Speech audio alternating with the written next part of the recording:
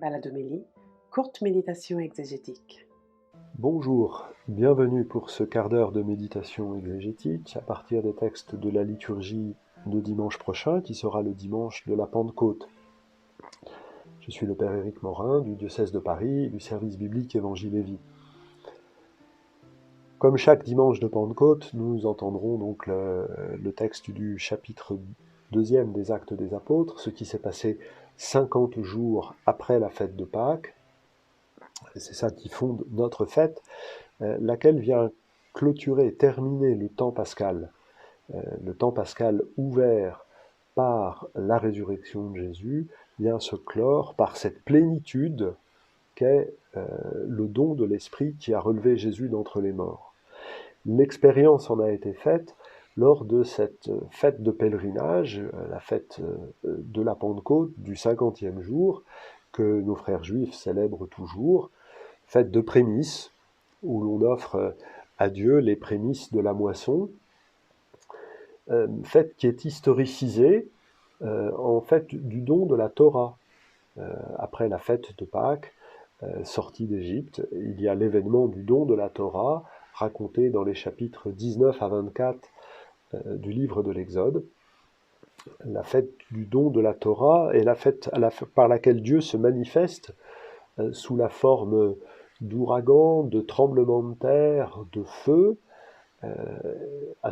et puis lui donne, par l'intermédiaire de Moïse, le décalogue et leur première interprétation du code de l'Alliance, et puis fête par laquelle le peuple s'engage à vivre l'Alliance, au chapitre 24, verset 6, « Nous ferons et nous entendrons ». Nous allons mettre en pratique ce que Dieu nous demande, et ça nous permettra d'entendre, d'écouter, de comprendre ce que Dieu nous donne. Dans la tradition juive, cette fête s'appelle Shavuot, la fête des semaines, la semaine de semaines, 50 jours. Mais certains rabbins disent qu'il faudrait mieux l'appeler non pas la fête de Shavuot, mais la fête de Shevuot, ce qui veut dire la fête des serments, la fête de l'engagement de Dieu envers son peuple, mais aussi la fête de l'engagement du peuple envers Dieu, parce qu'une alliance, c'est un engagement réciproque. Une simple lecture du texte que Luc compose nous montre combien tous ces éléments sont présents sous sa plume, notamment avec la manifestation divine, la théophanie divine, et le don de l'Esprit Saint qui permet de vivre l'Alliance. Non pas l'Esprit à la place de la Torah, l'Esprit qui permet de vivre, qui permet de franchir une autre étape dans la qualité de relation avec Dieu. Un autre texte revient sous la plume de Luc, c'est la table des nations et l'épisode de Babel qui nous sont racontés au livre de la Genèse au chapitre 10 et 11. L'humanité dispersée en plusieurs langues, l'humanité protégée par la confusion des langues, parce que sinon elle tomberait dans un pouvoir totalitaire, de faire une tour pyramidale par laquelle l'humanité n'aurait qu'un seul nom. C'est pas du tout ça, l'humanité que Dieu a rêvé. Il a rêvé d'une humanité dispersée, fragmentée en plusieurs langues, cultures, langues, nations. Et le don de l'Esprit Saint est une nouvelle étape dans l'histoire de l'Alliance, parce que chaque langue peut recevoir les merveilles de Dieu. Le miracle de la Pentecôte, c'est que Israël est bien la lumière des nations qui reçoit l'Alliance pour que les nations connaissent Dieu, et cela permet à chacun d'entendre les merveilles de Dieu dans sa propre langue. C'est une étape supplémentaire qui, par la mort et la résurrection de Jésus, le don de l'Esprit Saint, permet à Israël de faire connaître à chacun dans sa langue les merveilles de Dieu. C'est le portrait inaugural de la vie de l'Église que Luc nous raconte comme un moment précis, mais un moment qui va se reprendre à chaque génération. Il y aura par exemple au chapitre 19 et 20 à Éphèse une autre petite Pentecôte qui va se produire autour de Paul. Il y aura au chapitre 5 un nouveau tremblement de terre, quelque chose de fort que les apôtres vont vivre. Ainsi, cet épisode n'est pas un épisode fait une fois pour toutes, il est la clé donnée par Dieu à son Église pour comprendre ce renouvellement continuel qui la rend capable de rassembler toutes les nations dans l'alliance faite entre Dieu et Israël.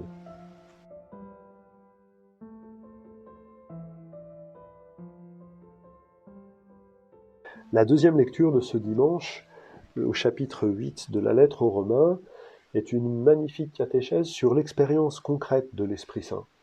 Comment nous, disciples de Jésus, pouvons-nous nommer cette expérience d'être saisis par l'Esprit de Dieu? La première chose que Paul rappelle, c'est que ce n'est pas n'importe quel esprit qui nous saisit, mais c'est bien l'Esprit qui a relevé Jésus d'entre les morts. En croyant en Jésus, nous laissons l'Esprit qui l'a relevé d'entre les morts venir transformer notre existence. Alors, quels sont les signes de cette transformation? Peut-être le mot final est-il important. Il s'agit d'être héritier, co-héritier, littéralement. Nous participons à l'héritage d'Israël, nous devenons héritiers de ce monde. Alors quand on est héritier, on ne possède pas encore pleinement, mais il y a une promesse d'habiter ce monde en plénitude. Et cette promesse se réalise d'une première manière, et le texte le dit assez clairement, en étant libres du péché. Nous sommes devenus justes. On peut reprendre le texte du chapitre 6 que nous avons médité pendant la vigile pascale. Nous sommes morts au péché. Nous faisons l'expérience d'une liberté qui nous permet de décider de notre existence. Une phrase importante pour comprendre le rôle de l'Esprit Saint tel que Paul nous l'explicite, c'est dans la deuxième aux Corinthiens au chapitre 3 verset 17, là où est l'Esprit du Seigneur, là est la liberté. Et entre autres choses, la liberté que nous donne cet Esprit Saint, c'est de pouvoir faire de chaque moment, de chaque occasion de notre existence, la bonne occasion pour vivre en fils sous le regard du Père, en frère et sœurs sous le regard du prochain. Donc la première transformation que nous procure l'Esprit qui a ressuscité Jésus d'entre les morts, c'est l'expérience de liberté. Cette expérience de liberté, elle se distingue de l'esclavage. Et là, vous n'avez pas reçu un esprit qui fait de vous des esclaves et qui vous ramène à la peur, vous avez reçu un esprit qui fait de vous des fils. L'image sur laquelle Paul s'appuie est l'image d'une maison au 1er siècle où le père de famille donne identité juridique à tout le monde. Et donc il a droit de vie et de mort sur tout le monde en fait. Et les enfants ne se distinguent pas des esclaves tant qu'ils ne sont pas devenus héritiers. Il y a un jour où l'enfant reçoit une parole du père qui lui dit « Tu es mon héritier ». Et à ce moment-là, il peut revêtir le vêtement blanc de témoin de sa liberté. À ce moment-là, il reçoit par lui-même un plein statut juridique qui le distingue des esclaves. L'esclave, c'est celui qu'on appelle et qui ne peut s'approcher de son maître que quand on l'appelle et qui reçoit une corvée, un service à rendre, un travail à effectuer. Le fils, c'est celui qui a la liberté de s'approcher quand il veut de son père et de lui demander ce dont il a besoin. C'est donc une autre expérience que nous faisons dans la prière, qu'elle soit collective ou personnelle. Paul insiste sur cette dimension liturgique de la prière. Tous, c'est lui que nous crions « Abba, Père ».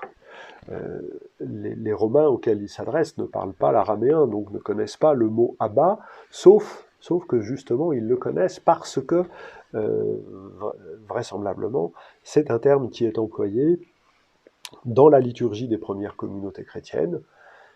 Par l'Esprit qui a relevé Jésus d'entre les morts, nous pouvons nous associer à la prière de Jésus, qui lui appelait Dieu Abba, Papa, un terme jamais utilisé pour s'adresser à Dieu.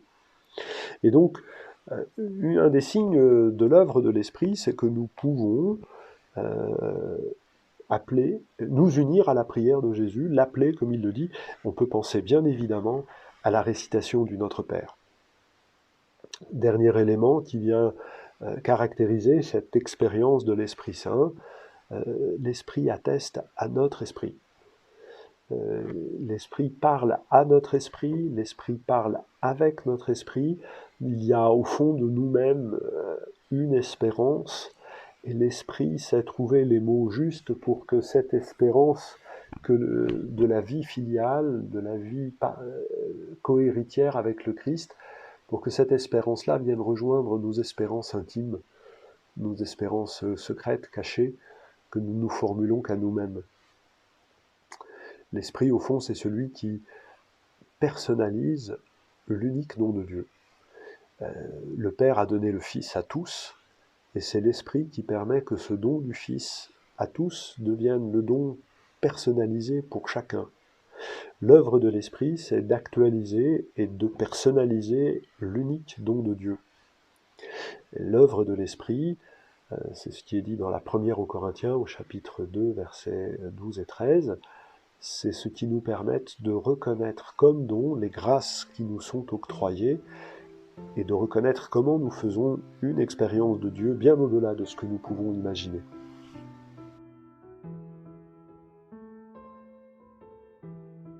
L'évangile de ce jour, extrait de l'évangile selon saint Jean au chapitre 14, nous aide aussi à comprendre cette expérience de l'Esprit que nous faisons constamment. Il n'y a pas de vie chrétienne sans l'Esprit.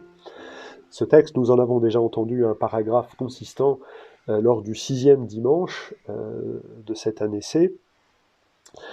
Et Jésus annonce qu'il va prier le Père pour que nous recevions un défenseur, un paraclet, un consolateur, tous ces mots-là, un avocat, tous ces mots-là sont synonymes. Arrêtons-nous sur l'expression défenseur, avocat, terme à contexte et à connotation juridique, parce que l'alliance, telle qu'elle est comprise, a une dimension juridique, elle a un cadre normatif.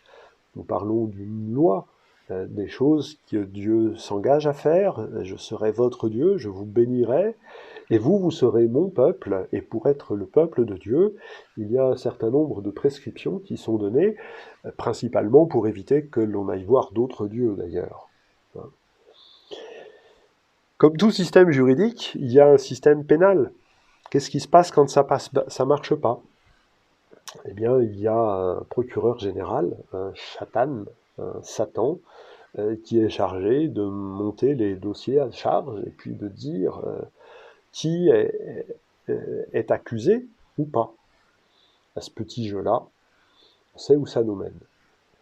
En fait, la phrase que Jésus utilise ici, comme constamment dans le Nouveau Testament, fait exploser cette compréhension juridique du cadre de l'alliance, ce cadre normatif de l'alliance. Parce que Jésus dit, lui le juge, lui celui que, au chapitre 5, était présenté comme le Fils de l'homme qui viendra juger les vivants et les morts, dit qu'il va envoyer un autre défenseur. Dans quel procès avons-nous déjà vu que le juge du tribunal est chargé de payer l'avocat? Si jamais ça se produisait, quel scandale dans les journaux! Je vous laisse imaginer. D'autant plus qu'il s'agit d'un autre défenseur. Alors, ça veut dire qu'il y en a un premier. Le premier, il est nommé dans la première lettre de Jean, c'est Jésus lui-même. Donc le juge qui viendra juger les vivants et les morts est en même temps celui qui vient se faire l'avocat. Celui qui se met à côté de l'accusé et qui dit « ben non, c'est pas possible, on ne peut pas l'accuser ». La surabondance du don de Dieu, la surabondance de l'Esprit Saint fait exploser le cadre normatif de l'alliance. Ça n'est plus cela qui fait l'alliance, c'est bien le don de l'Esprit, surabondant, généreux. Et le suite du texte nous invite à comprendre comment accueillir cet évangile. Il s'agit de garder les paroles de Jésus. Les paroles de Jésus sont disposées pour que le souffle de Dieu qui les porte nous devienne accessible. Et le rôle de l'Esprit Saint, c'est de conduire ces paroles vers une plénitude de sens. Il nous permet de nous en souvenir et de pouvoir, alors c'est dit au chapitre 16, de pouvoir conduire ces paroles vers la vérité tout entière, de pouvoir les faire grandir dans une plénitude de sens. Alors on découvre ainsi une autre activité de l'Esprit Saint qui nous permet de le reconnaître et de nous y fondre davantage, c'est de tout unir à Jésus. Le rôle de l'Esprit Saint, c'est d'unir les paroles des prophètes au Verbe éternel. Le rôle de l'Esprit Saint, c'est d'unir nos êtres, nos existences présentes, pour les réunir au Christ lui-même comme des membres à un même corps. Et cette expérience-là d'être unis à Jésus est une expérience de consolation. L'Esprit Saint, le défenseur, c'est le consolateur, celui qui fait que nous ne sommes plus seuls, puisque nous sommes avec lui, et étant avec lui, nous sommes déjà avec Jésus que nous attendons.